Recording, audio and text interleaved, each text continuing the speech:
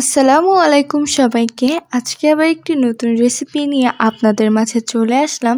আজকে আমি রান্না করব আলু দিয়ে পাঙ্গাস মাছের একটি তরকারি। এজন্য পাঙ্গাস মাছগুলো নিয়ে এর মধ্যে দিয়ে দেব হলুদের গুঁড়ো, মরিচের গুঁড়ো, পরিমাণ মতো লবণ দিয়ে দেওয়ার পর এখন হাতের সাহায্যে খুব ভালোভাবে এগুলো মেখে নেব। এই যে দেখুন, দেখতে অনেক সুন্দর লাগছে।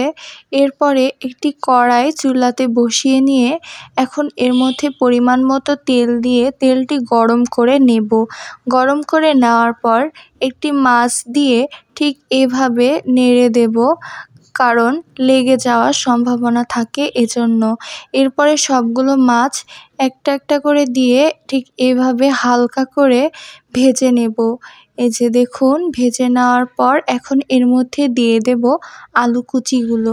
দিয়ে দেওয়ার পর এখন নেড়ে দেব ঠিক এইভাবে হালকা করে। এরপরে দিয়ে দেব আদা রসুন জিরা বাটা মিক্সড সবগুলো দিয়ে দেওয়ার পর পেঁয়াজ কুচি, মরিচ কুচি দিয়ে পরিমাণ মতো হলুদের গুঁড়ো, পরিমাণ মতো মরিচের গুঁড়ো, স্বাদ মতো লবণ 2 চামচ দিয়ে এখন সবগুলো একত্রে ঠিক এভাবে মিক্সড করে নেব, যেন সব কিছু মিশে যায়। এই যে দেখুন, এভাবে মিশিয়ে নিলাম।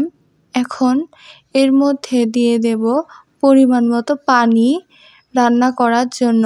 এই যে পানি দিয়ে ঠিক এভাবে সাইডগুলো এপাশ থেকে ওপাশ নাড়িয়ে চাড়িয়ে নিয়ে ঢাকনা দিয়ে দিলাম। এরপরে 5-6 মিনিট পর ঢাকনা উঠিয়ে নিয়ে এই যে দেখুন, মাছগুলো অনেক সুন্দরভাবে রান্না হয়েছে।